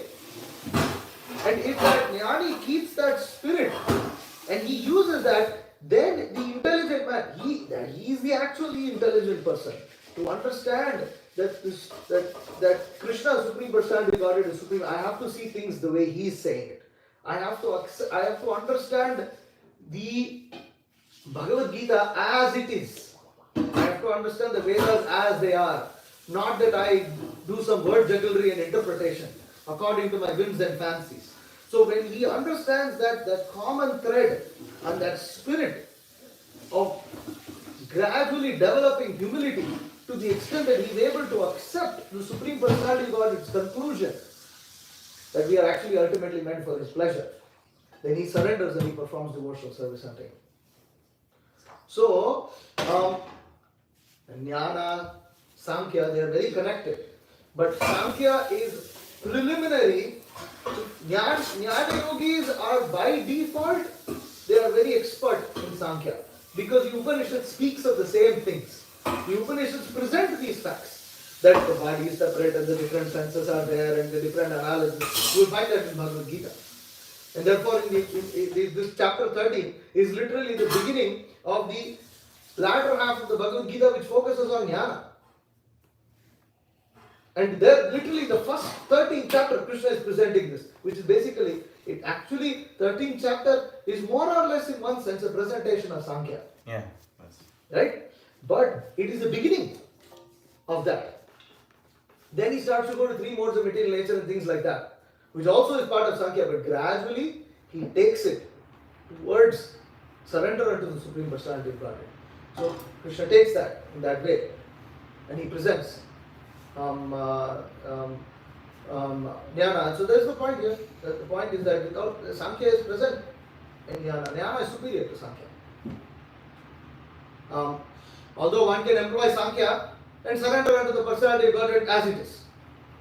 Right? How can you do that? Instead of going through all the Upanishads and this and that, you just directly go to Bhagavad Gita. Krishna has spoken Bhagavad Gita. I'm going directly Bhagavad Gita and Bhagavatam. That's how we take devotees. That's how we take people. We say that, listen, this is how it is when we preach to people. It doesn't just read Bhagavad Gita. So we have skipped through all that process, all those multiple births that these jnanis have to go through by reading Upanishads and by understanding the Vedanta and this and that. By the mercy of Sri Chaitanya Mahaprabhu, by the mercy of Srila Prabhupada, we go directly to the conclusion. Okay? Yes. So you said that the intelligence is there coming directly from the super soul, and you said that in the spiritual world there is no more super soul needed. So does that mean the intelligence is no longer there in the spiritual world? And also, does that mean that that's the main aspect? I didn't say intelligence is not present. No, I was just wondering, is that what that means, since like the super soul is no longer there in the spiritual Yes, basically, who is giving the intelligence? If super soul is no longer there to give the intelligence, does that mean that? No, but the living entity contains intelligence of his own, which is spiritual. Living entity contains spiritual senses. He has spiritual mind, he has spiritual ego, he has spiritual intelligence. The reason he is actually able to interact with all these senses and intelligence is because originally that is also present in the living entity, but in a spiritual form. So that he has spiritual intelligence, and that belongs to him. But again, ultimately, Krishna is the source of everything, including us. The spirit soul himself is sourced from the Supreme Personality of Godhead. Yes. Going back to the point, I was like, it was really amazing how the Gyani, that getting to the point of Paramama realization and the realizing Paramama as the whole, the supreme absolute truth, how that's completely like faulty, because simply by perceiving Paramama, the God as simply just like a witnesser and a sanctioner, it almost it can cause the perceiver of Paramama to gain the mood of enjoyment, as if the entire meaning of God is to facilitate for the perceiver. Well, generally they don't. It can, but generally they don't, because they've come to this point after understanding that they're different to matter and that they don't belong to matter. So it's kind of like stupid if they go back and say, yeah, actually the purpose is to just enjoy. Yeah.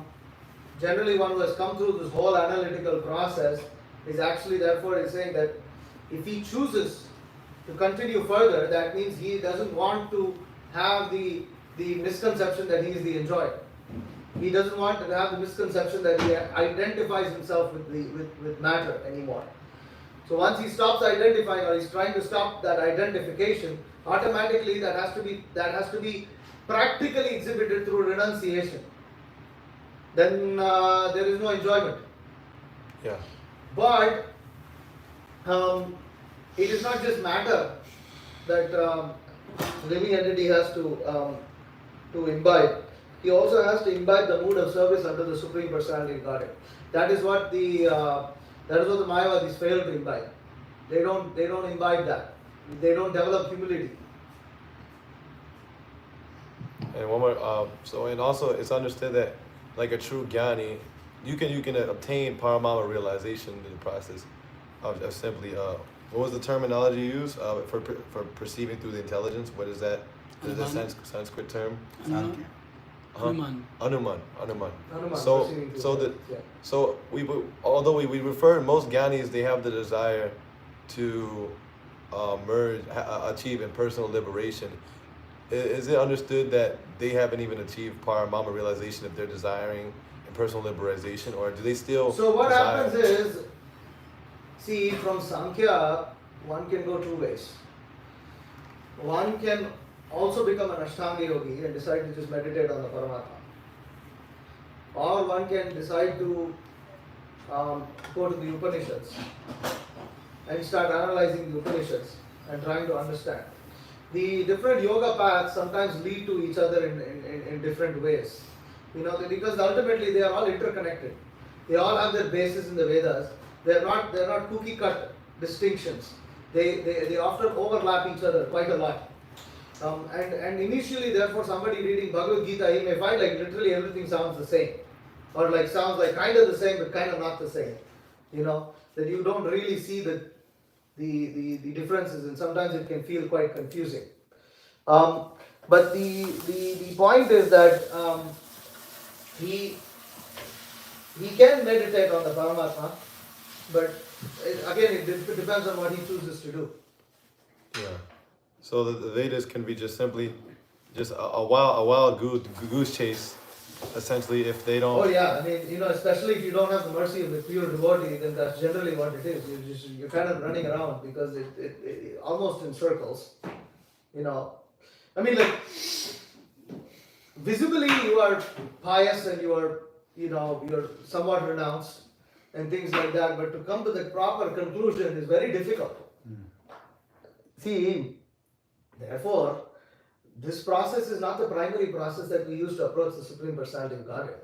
This is a process that is just used, we use it, especially in Krishna consciousness, we use it to develop faith in Krishna consciousness. That is the purpose of Prabhupada describing all these things. Why do we have to learn all this? Because it's just used to develop faith in Krishna consciousness. It's to develop faith in Bhagavatam and Bhagavad Gita. Because sometimes we get doubts. And so, because we are used to using our intelligence and our senses, then some effort like this is taken to just re-establish the faith. But for us, it's easy, we're sitting and analyzing these things. But otherwise, if you look, the jnanis or the other, the people who are trying to read the Vedas and things like that, they are sitting and debating and debating and debating and debating, and it's a very, very, very tedious process. And they're renouncing, they're trying different things, they're reading different commentaries, and it's like, oh my God, and you have these 6 schools of philosophy, and they all present things all differently, and different things take different things as pramana, and then what is pramana and all this, and it's a huge wild goose chase. And therefore it takes many births. But for us it becomes very easy because we are fortunate recipients of Srila Prabhupada's mercy. Wow. Yeah, it really is. What we've read in one purport and we discussed it, this feels like it's a long class. But Baba, people go through this in lifetimes after lifetimes. What we did in 2 hours is nothing. It's amazing. It seems so simple, but it's just by the mercy of Prabhupada that we're able to understand. Yeah, even wow. then, ultimately, bottom line, realizing all these things, you're just like, this is just so complicated. It's like so complicated. It is complicated. And that's the whole purpose of even perceiving also this kind of thing. Is one is used to re-establish our faith, but the other thing is like stop putting your mind into so much complicated thought processes. Just surrender unto Krishna and worship Him. Practical service attitude. Yes, Prabhu. So, anyways, I was just kind of thinking about what he said, and I mean, it seems like Srila Prabhupada goes from Sankhya to Bhakti directly. He skips jnana Exactly. because jnana is the process of, like you were saying, if we're using the inquiry of jnana to understand Krishna. Srila, directly he takes to Bhagavad Gita.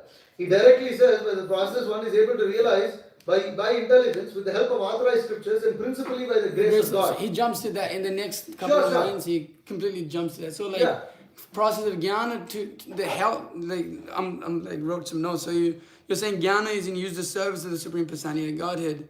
So if we're using jnana, would that not mean, if in this particular purport, if we're saying jnana is used, wouldn't we specifically imply a jnani studying Upanishads and then realizing that instead of having these analytical things like he's saying, the process of Sankhya, and then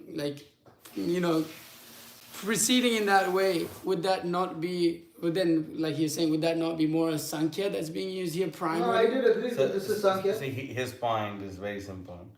Then, by nature, jnana will not exist without Sankhya. Yeah, that's for sure. So, and I was thinking about the purport a little bit more. Prabhupada is bringing in jnana ultimately because they also speculate about the Bhagavad Gita. And Bhagavad Gita is a Gita Upanishad also. So, so the whole, it's primarily Sankhya, the whole purport is primarily Sankhya, but then you have to undergo that rigorous method of Sankhya in order for you to even come to the process of even starting to speculate upon the Upanishads. But then the Jnanis, even after they speculate about the Bhagavad Gita and all this for many births, finally they get the grace of God. We have to understand that Srila Prabhupada is specifically referring to... Yeah, if the last statement was not there, then it would definitely Then you could probably state that, but Srila Prabhupada is stating that line, so that we have to see how it is like that rather than if it is. Yeah. So that's what I have attempted to do, is to see how it is.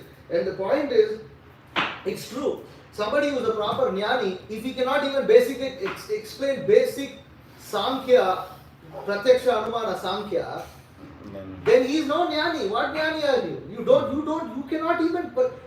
know the distinction between the seer and the seen? What sort of a jnani are you? So, every jnani, so the point is, a person who is expert in Sankhya may not be expert in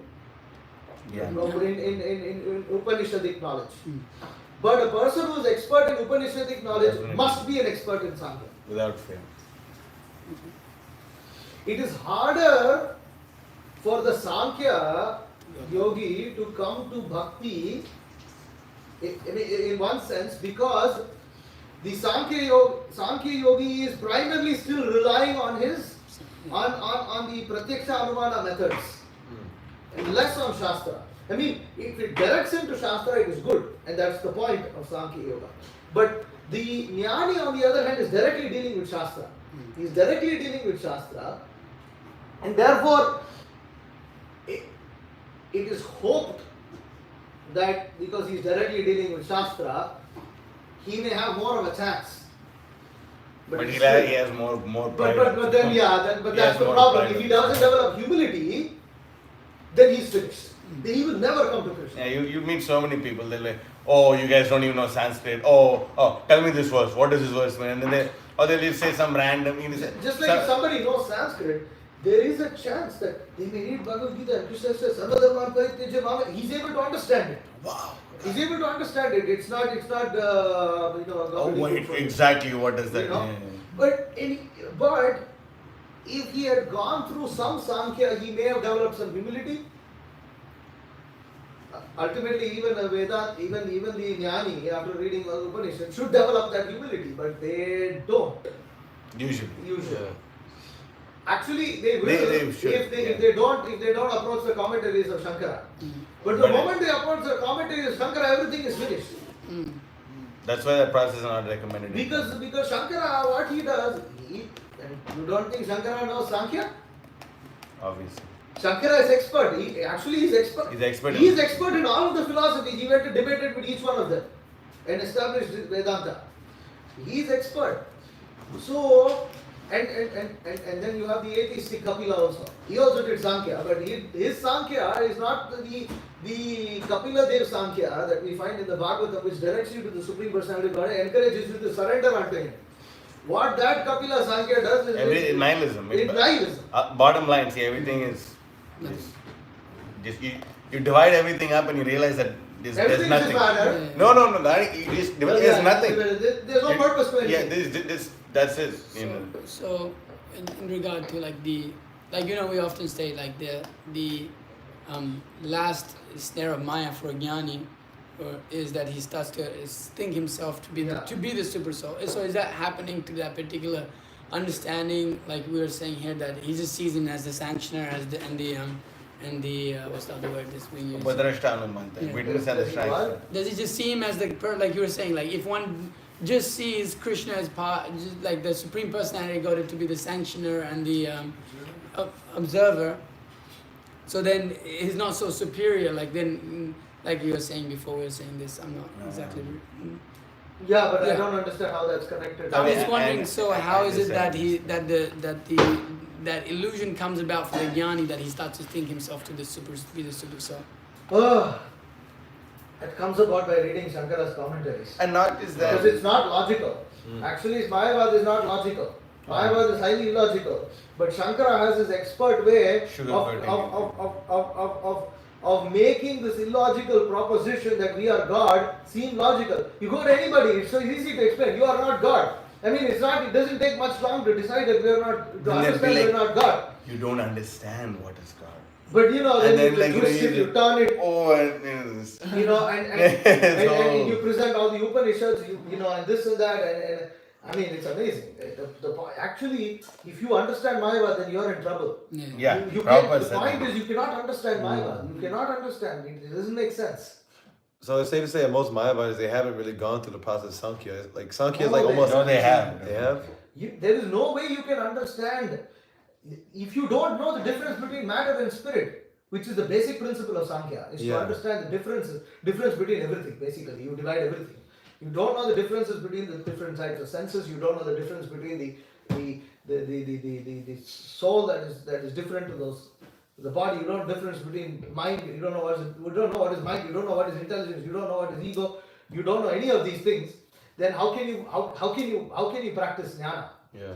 But it almost seems like they lose that inquisitive mood, like how you say it's like when you come to Well, you Mayavad. see, again, like I said, the point is, it's not that they all came to Mayavad after going through the process of Sankhya. In many cases, they just got the association of Mayavad. This is who taught them Sankhya. And then they teach them Mayavad also. You see, as I'm trying to say, the yoga processes are not cookie cutter. One leads to another, it leads to another, and sometimes they go in circles. It's almost like they go in circles. They don't really go, but they're kind of like quite intertwined with each other. Just like, same thing, even Ashtanga Yogi. Okay, Ashtanga Yogi, Dhyana Yogi, he also knows Sankhya. I mean, without that, why is he meditating on Paramatma? Why is he trying to detach himself from matter if he has not removed the identification that he is matter? So he is also doing that. You see? So there is that element. And Krishna therefore begins Bhagavad Gita with Sankhya. No, the beginning is, you have to establish that first. Without that, you cannot understand anything. Yeah. I mean, it's very But Sankhya is different, Sankhya Yoga is different. Sankhya Yoga is that which leads to Krishna. Sankhya, which therefore Bhagavad Gita is text of yoga, because it employs karma, jnana, Sankhya, dhyana, all in the service, all ultimately to direct you to worship Krishna and bhakti. What chapter regards Sankhya? Bhagavad Gita. In the Chapter title? 2. Okay, chapter 2. And even chapter 13. Yeah. In chapter 13, yeah, specifically chapter 13. Beginning of chapter 2. And it's very easy to understand, like your point, it's like this, the way the Jnani comes into the mind of thinking he's God is that, okay, so you come to analyzing, okay, you understand Sankhya, you understand all these things, how you're not your body, and like you break down all the material elements, you come all the way to the 25th element, which is the soul. And when finally you break down, that's why the number 26 is very auspicious, because actually the 26th element is the super soul. So, and there's a side point. If you think of 26, you're actually thinking of Krishna. But anyway, that's a side point. So the atheistic Kapila and the atheistic Sankhya, or the Jnanis, the way they think is, they've come to the point of realizing that, okay, this is inconceivable. I cannot be seen. But as far as my Sankhya knowledge goes, and I've been taught by my Mayavadi Sankhya teachers, ultimately I am the seer of everything. So like if I'm seeing this, that means me and this are also non-different. Mm-hmm. And they come to the point of understanding the achintyatva of the Paramatma, the inconceivable nature of the super soul. And because they come to the inconceivable nature of the super soul, and they're referring to the Upanishads commented upon by Shankaracharya, they say, oh, there it is, Purusha Soham Asmi. There I am. That is me. Purusha Soham Asmi. Finally, I've analyzed everything and come to this proper conclusion. Because the Mayavadis, they actually say that even different living entities, we are also one. Yeah. You and I are not actually separate.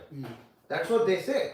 That you and I are not separate. It seems we're separate. Therefore, they use all these complicated examples. It's just like, somebody reflected in a broken, couple of mirrors. And so it's the same person who's reflected in all the small different mirrors, parts, in the different parts of the mirrors. And Ghata Akash and Bada Akash. And then the parrot goes into the green green tree with green fruits, and you don't see the parrot anymore. Does the parrot stop existing?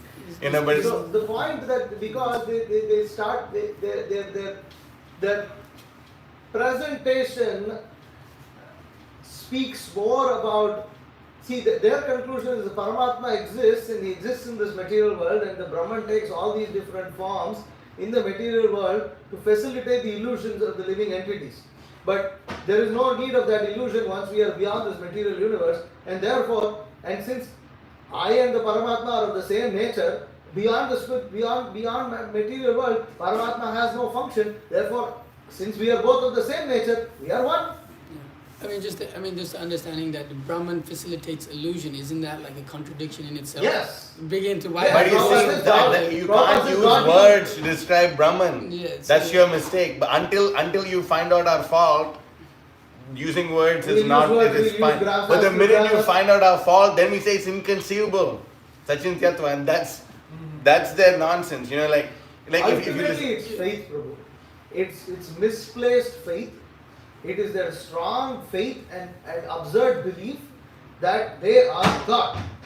So that is their fundamental basis, and then on that basis they try to interpret everything else.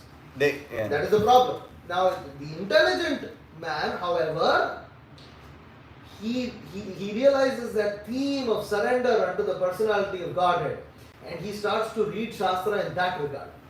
He is not impressed by all these commentaries. where they are trying to twist these words. I want to understand as it is. But such a jnani is very rare. And that's the jnani that Krishna likes. And Tesham that jnani, after lifetime, Jnani he comes to Tvatma Krishna. Ivamematam, that person. And that jnani, but that jnani is true to the spirit of Krishna. And he goes through lifetime. And that jnani who is so dear has to go through lifetimes to surrender to Krishna. Therefore, how dear must the devotee be? The jnani is so dear. Krishna is so happy that he is taken a couple of lifetimes and come to him. Because he had the proper Attitude. He had the proper Practical attitude. sincerity, which is, it's almost impossible because it's, yeah. I mean, bottom line is that it depending upon the person's desire. Krishna can sense it. Does he want to be me or does he want to serve me? And the minute Krishna realizes that okay, this person is trying to serve me, then he gives them the association of devotees. Ultimately, without that, every one of us over here who either got a book or someone got introduced to Krishna consciousness, we had the right, it's because we had a desire to sincerely know Krishna. Therefore, Krishna's got us this form. God. Many people, I want to know God, and then some other book comes to that. But at least you see, the point is, they actually realized that they were not God. I want to know God. They didn't think themselves to be God. Most of them, I want to know God. I want to know who you are. I want to know what's the purpose of my life. These are actually these are very close to devotional service. Yeah. Very close to devotional service. And that's the point. And the minute you think that the super soul, because ultimately it's Upadarsh Hanumantaja, the super soul is actually like manipulating everything in this material world, according to the adhikar of the jiva. So the minute the super soul realizes this guy really wants to know me, boom, he manifests outside as a real guru. The spiritual master. Like this Mataji, the professor who bought a Bhagavatam for me yesterday, I was really praying to God. I really wanted to know. I mean, I had all these questions. I really think you're my answer to my prayers. You showing me these books. They are the ones who take up the Krishna consciousness. They take up class. Yeah. Just like this Mataji, this Chanel, she's been coming around. We're hearing that. Huh? That's a name, Chanel. Chanel The Green one at the temple. So I mean, that's the same thing. Marina. That she was looking and she found this book and she was reading Bhagavad Gita and then she picks up and it's like a lighted match that falls on a haystack. Boom! It catches fire. Yeah. You don't see the fire. You don't see the fire in the haystack, but Shastra says that the fire is contained within the hay. Yeah. Therefore, when the matter light falls on it, and the genuine disciple is like that, and the spiritual master kindles that fire within the disciple. And this is all found in 11th canto. Beautiful verse. It's also found in the 1-30 also, where the fire is already present in the wood and the spiritual master is. And for her, she sincerely wanted to know Krishna. She wanted to have a guru. And Guru Maharaj appeared to her in the form of his book, Sri Chaitanya Mahaprabhu, and directed her to his disciples. So like this, there's the jnanis, the Mayavadis, generally jnanis become Mayavadis, unfortunately. Yeah. But the jnanis, they realize that you need to be the mode of goodness. They use Sankhya, this, that, and they stay away from the modes of passion and ignorance. The purpose is so that I'm in the mode of goodness, so that I can analyze the Upanishads. I can learn Sanskrit. To learn Sanskrit, you have to have strength of mind. Manobalam. You need Vagbalam. You need all types of balam. You need buddhi balam. You need all these all these things need to be strong. And so then you can understand Sanskrit. You understand the Upanishads. You try to analyze the Upanishads. You go through all this and to analyze the Upanishads. You can't really analyze if you're trying to be some grahastha who wants to have kids and wants to have a family house and this and that. You can't do all that. You have to be a sannyasi. You have to be a Nice sannyasi. stick brahmachari, you have to be nice brahmachari, sannyasi, Vedanta. and then you take Then you study Vedanta under the group of the Vedanta scientists, and then you become a dog. and then you just your heart just becomes Then you become hard. a vermin stool. You become a stone. or So something. Gyanis, like in their perspective, then they would look down. They more or less look down in bhakti. Yeah, They don't more or less look down. They do look down. That's what Prakashananda was doing. Easy. That is Prakashananda Saraswati. Yeah. Chaitanya Mahaprabhu. Oh, What are is you the singing, sannyasi dancing? singing and dancing, Useless chanting. Come what and is sit. this? What is this? you know. Even Sarvabhauma Bhattacharya, oh, this poor sannyasi is so attractive when he's singing and dancing. You know what to do. You know, poor. Let me be merciful to him. Yeah. I'll show some compassion and speak all this. Wow, so merciful. Right. Even So much we also nectar. know some Mayavadi, you know. They also feel very compassionate towards us.